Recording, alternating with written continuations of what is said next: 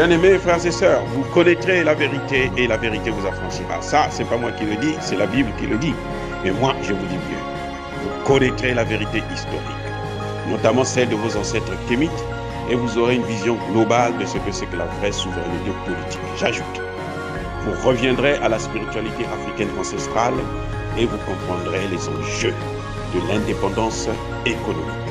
Et pour terminer, vous accepterez votre identité culturelle kémite et vous obtiendrez deux choses. La première, c'est la paix. La seconde, c'est le développement, à une condition. L'unité de toute l'Afrique noire, l'unité de tous les Noirs du monde entier. Otep à tous, bienvenue sur la chaîne des panafricanistes, par essence, par conviction et par excellence. Celle des citoyens kémites par nécessité et obligation de combat. Nous sommes une chaîne qui n'est guidée que par nos ancêtres et rien que par les ancêtres qui appartiennent à l'égrégore du monde noir.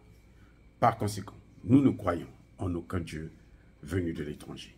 Toutefois, cette vidéo n'est aucunement destinée à inciter à la haine ou à la violence, car nous menons un combat qui est d'abord et avant tout spirituel, intellectuel et démocratique. Ensuite, il est politique, géopolitique et géostratégique. Contre l'impérialisme, le colonialisme, le néocolonialisme et l'endocolonat, qui sont tous qualifiés de crimes contre l'humanité. Nous menons ce combat sur la base du principe fondamental que nous avons hérité de nos ancêtres kémites, qui est celui de la Mahat, c'est-à-dire solidarité, vérité et justice.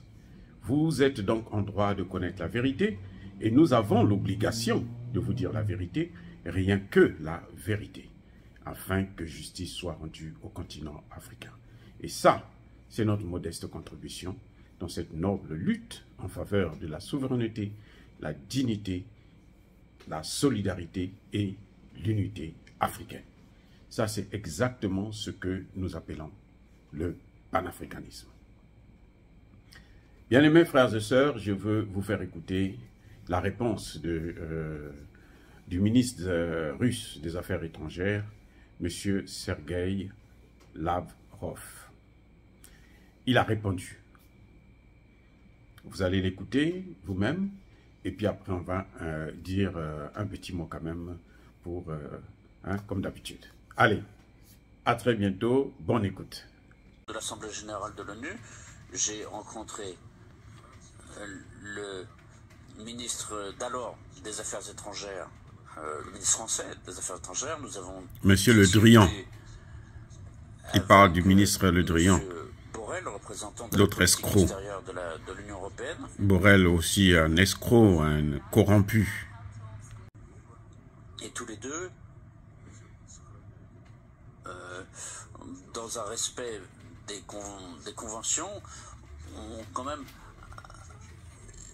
voulu savoir pourquoi nous manifestions des initiatives en Afrique. Voilà, vous n'avez pas le droit d'investir en Afrique. Simplement que nous sommes intéressés à développer des relations avec tous les pays qui manifestent un intérêt pour cela et que nous ne voyons aucun obstacle à le faire avec tous les pays sur le continent.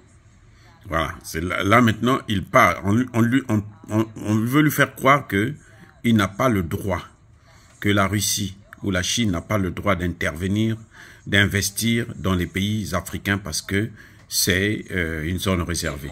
Attendez, écoutez. La Russie devait comprendre que l'Afrique est une zone d'intérêt privilégié de l'Union européenne. L'impérialisme, le vrai impérialisme. Zone privilégiée de l'Union européenne. Nous appartenons à l'Union européenne. Les représentants de les militaires privés françaises qui travaillent dans cet espace. Les sociétés militaires privées, c'est les mercenaires en fait. Il veut dire, c'est comme Wagner. Donc là, le ministre est en train d'expliquer qu'il y a aussi des sociétés militaires privées françaises qui travaillent ailleurs. D'Afrique sont mécontents de leurs relations avec la France et cherchent d'autres partenaires pour résoudre les problèmes d'actualité qui se posent, notamment en matière de sécurité. Et alors on voit ce genre de rédaction comme celle que nous avons évoquée à propos de la réaction du président Macron, de saper les intérêts français en République centrafricaine, en Mali, au Burkina Faso. Voilà.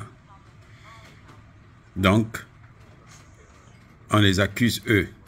Mais c'est toujours la même philosophie, la même mentalité que l'Union européenne applique sur tous les points du globe, et notamment, spécifiquement, cette mentalité s'est manifestée à l'égard de l'Ukraine déjà au début. Cette mentalité-là, c'est la mentalité coloniale, c'est l'impérialisme pur et simple. Et Emmanuel Macron pense qu'il a le droit d'accuser la Russie d'être en train de faire l'impérialisme en Afrique, alors que c'est ce qu'eux, ils font partout dans le monde. Ils ont des sociétés privées, ils ont des mercenaires, de la Légion étrangère elle-même.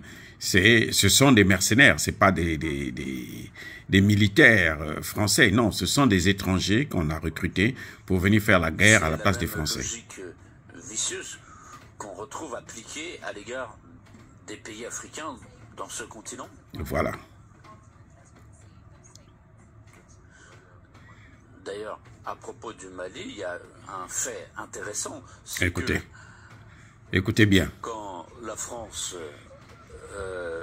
jouait un rôle moteur dans l'agression contre la Libye et a contribué à la destruction de l'État libyen, nous avions prévenu que cela finirait très mal pour les Africains. Vous avez entendu. Ils savaient. Voilà. Sarkozy savait, Obama savait, mais ils l'ont fait quand même, parce que l'Afrique, bon, pour eux, c'est rien du tout, on peut faire ce qu'on veut là-bas en Afrique. Et c'est terrible. Et finalement, dans l'absence de l'État libyen et même de tout appareil étatique, la Libye s'est transformée en trou noir. Voilà. Des millions de migrants illégaux se sont effondrés, se sont abattus sur l'Europe. Donc, en ayant transformé la Libye en trou noir, c'est devenu la plaque tournante de tous les trafics d'armes, de terrorisme. Et d'ailleurs, le Mali a commencé à en souffrir, justement. Voilà. C'est ça le problème. Parce qu'avant ça, au Mali, il n'y avait pas de terrorisme. Au Burkina Faso, il n'y avait pas de terrorisme. Le terrorisme est rentré là-bas après l'intervention européenne au Mali, l'intervention française au Mali, l'intervention de l'OTAN au Mali. Ce sont eux qui sont à l'origine de cette situation catastrophique et macabre. Et maintenant, quand on leur demande de quitter le Mali, plutôt le Burkina Faso actuellement, ils se fâchent. Parmi les terroristes qui se sont dirigés vers le Mali et d'autres pays de la région du Sahel, il y a eu beaucoup de représentants et de groupes, écoutez bien, que la France avait soutenus pour renverser Kadhafi. Voilà. Ce sont les mêmes qui ont travaillé avec la France pour renverser Kadhafi, qui se retrouvent maintenant au Mali, et la France veut prétendre à ce moment-là, les Français voilà. nous avaient demandé, ainsi qu'à d'autres membres du Conseil de sécurité, d'adopter une résolution soutenant le contingent français, Barkhane, si je ne me trompe pas, à Mali, pour attribuer à ce contingent un mandat supplémentaire pour pouvoir agir contre les terroristes que les Français avaient soutenus en Libye et qui avaient donc provoqué dans cette spirale de violence terroriste qui continue à être observée en Afrique. Vous voyez là qu'on a même la preuve que c'est la France qui soutient le terrorisme dans le Sahel. La demande du Mali, en fait, voilà la preuve que c'est pour ça que les Français ne veulent pas qu'il y ait un tête-à-tête. Ils ne veulent pas que le Mali puisse présenter ses preuves. Parce qu'ils savent que si le Mali présente les preuves, eh ben, on va savoir tout ça. Mais ça, là, la ROF est en train de répondre. Il est en train de tout dire, là. Et alors, nous avions soutenu les Français au Conseil de sécurité, puisque nous voulions effectivement mettre fin à ce terrorisme. Mais nous ne sommes pas coupables du fait que, finalement, les militaires français au Mali n'ont pas ont échoué. Justifié les espérances qui avaient été mises sur eux. On ne peut pas combattre le terrorisme avec ceux qui l'ont créé, ceux qui l'ont amené en Afrique. C'est pas possible. C'est du jamais vu. C'est effectivement regrettable de voir que cette mentalité néocolonialiste sur la base du principe de diviser pour mieux régner, voilà. On voit que c'est la politique qui est suivie par nos collègues européens occidentaux d'une manière générale. Parce que diviser là, il est en train de parler du Mali, puisque l'objectif de la France au Mali, c'était de diviser le nord et le sud. Nous sommes pour l'union de toutes les forces entre tous les pays occidentaux, orientaux, pour trouver une solution constructive et résoudre les problèmes que connaît le Sud, et principalement l'Afrique, et aider ces pays pour que ce continent cesse d'être une zone de promotion des intérêts égoïstes occidentaux. Voilà. Ils veulent faire, c'est ça, le précaré. Et eux, ils sont là pour ça. C'est la seule chose qu'ils veulent, que l'Afrique puisse continuer à être le précaré de, comment dirais-je, des pays africains, de l'Europe. De répondre autant en détail à votre question, parce que ici, les détails sont importants. C'est dans le diable que se cache le diable. Et il y a beaucoup de choses ici qu'on ne sait pas, parce que la propagande occidentale fonctionne sur la base de slogans. La Russie est un agresseur.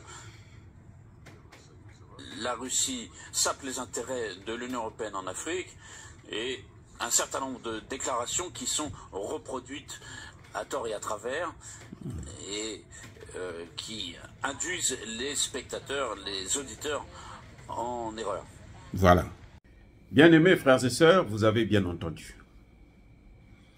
Il y a deux choses qui me paraissent très importantes.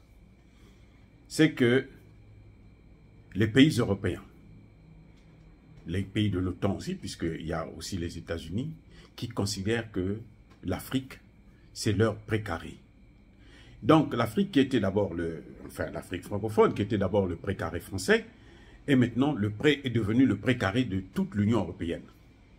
C'est pour ça que vous avez vu qu'ils ont accepté que le CFA puisse être maintenant sous la tutelle de l'euro. Parce que les Français ont réussi à vendre le CFA aux Européens en disant que non, mais ça va apporter un profit pour nous tous. Ces pauvres noirs, ces pauvres idiots, ces pauvres imbéciles, tels que vous les voyez avec leurs dirigeants voyous, qui n'ont rien compris, que nous manipulons, ils nous appartiennent, ils travaillent pour nous, ils vont travailler pour nous. Donc, vous n'avez pas à nous empêcher d'amener le CFA dans l'euro, sans même l'autorisation des Africains. Et vous avez entendu, le ministre des Affaires étrangères russe a bien précisé qu'il s'agit là du colonialisme. Il n'a pas prononcé le mot impérialisme, mais en fait, c'est ça, c'est l'impérialisme. Quand Emmanuel Macron accuse la Russie, il accuse Poutine, j'espère que Emmanuel Macron se pose quand même la question de savoir si lorsqu'il venait nous prendre en esclavage, il y avait aussi les Russes avec lui. Si lorsqu'ils nous ont colonisés, il y avait les Russes avec lui. Ou avec eux. Vous voyez, c'est quand ils nous colonisaient là, les Russes n'étaient pas là. Nous prenons en esclavage, les Russes n'étaient pas là. Et maintenant, ils veulent nous recoloniser. Ils ont néocolonisé déjà parce que la période des indépendances dites, indépendance juste de mots, mais en fait, en réalité, ce n'est pas des indépendances. Les Russes n'étaient pas avec eux. Maintenant que nous, on commence à se libérer. C'est-à-dire que les Français ont toujours tendance à penser que, en fait, Emmanuel Macron continue à nous insulter. Et c'est ça qui est révoltant. C'est pour ça que vous voyez que le sentiment anti-français, là, ne cesse d'augmenter.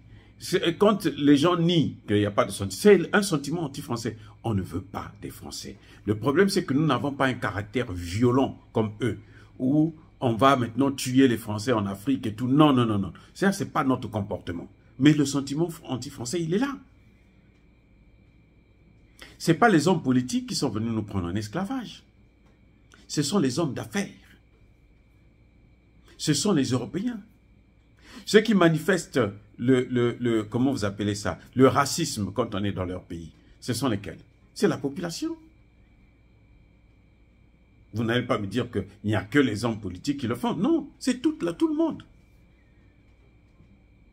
Donc, j'ai l'impression de penser que, en fait, les Européens pensent que nous sommes leur punching ball. C'est-à-dire que, vous voyez, les boxeurs, quand ils s'entraînent, là, ils viennent, ils tapent sur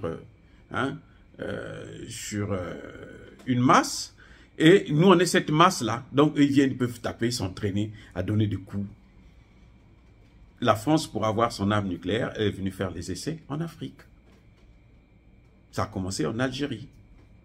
Avant d'amener ça maintenant en Guadeloupe, pas à Paris. Ils pouvaient faire ça à Paris. Ils ont amené ça dans les Antilles. Parce que là-bas, ils peuvent mourir, ce n'est pas grave, ce sont des Noirs. C'est ça le problème. Et les Français ont tendance à penser que nous, on n'a pas des yeux pour voir. Et que nous, on ne souffre pas. Et ils veulent que, quand ils veulent sauter, ils viennent, ils prennent l'élan sur nous. Et quand ils retombent, nous, on doit être là pour amortir leur choc. Non, c'est fini cette période. C'est fini ce temps-là. La France, et c'est les Turcs qui l'ont dit, hein, la France est en train de payer les conséquences de l'esclavage et de la colonisation. Voilà, c'est le pays qui nous a colonisés. Lui et les autres. Et maintenant, les gens ne veulent plus de la colonisation. Et c'est ce que j'ai apprécié lorsque Sassou Nguesso est passé sur la radio, sur Radio Berkoff. C'est ça.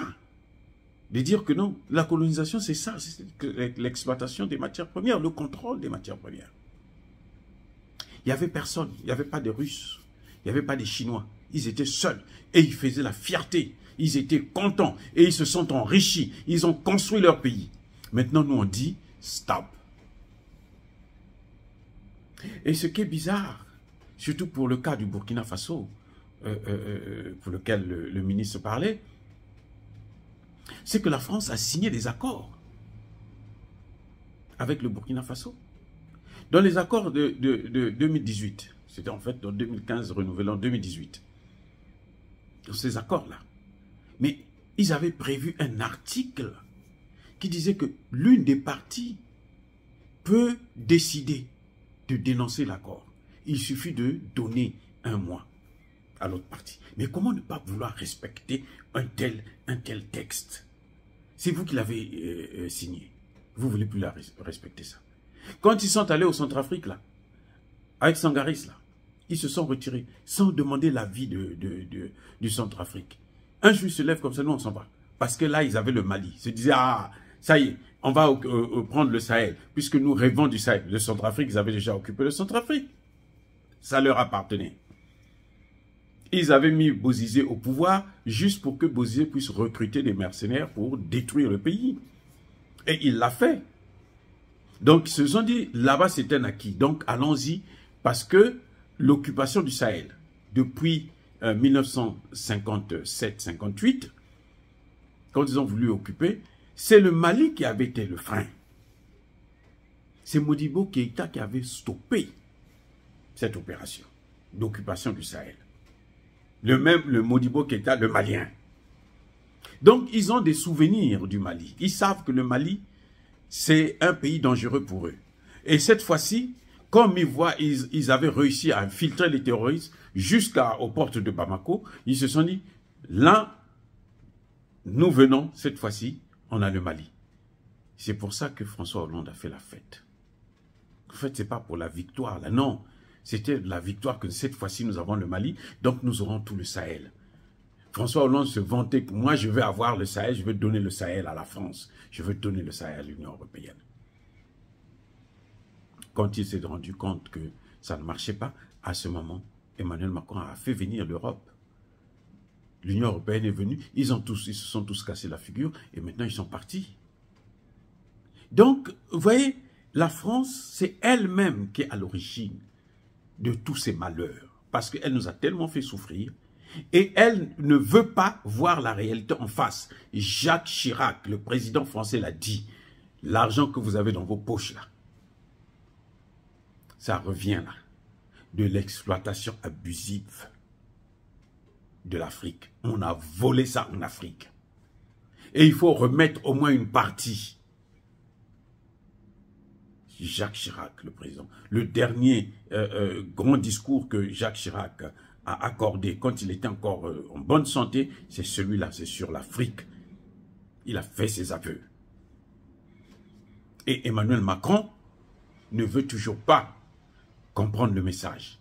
Et il va le finir par l'apprendre à ses dépens. Oh, bien-aimés frères et sœurs, dire cela, c'est inciter à la haine ou à la violence. Non. Encore une fois, Yaba colère veille, Yamalembe. Soyez bénis, abondamment bénis, je persiste et je signe par le Dieu des Kémites et par nos ancêtres angélisés. Mais, tous ceux qui persécutent l'Afrique, tous ceux qui le pillent et le déstabilisent, qu'ils soient blancs ou noirs, qu'ils soient foudroyés, maudits, punis, neutralisés par le Dieu des Kémites et par nos ancêtres angélisés. Vive l'Afrique éternelle. J'ai dit et j'assume.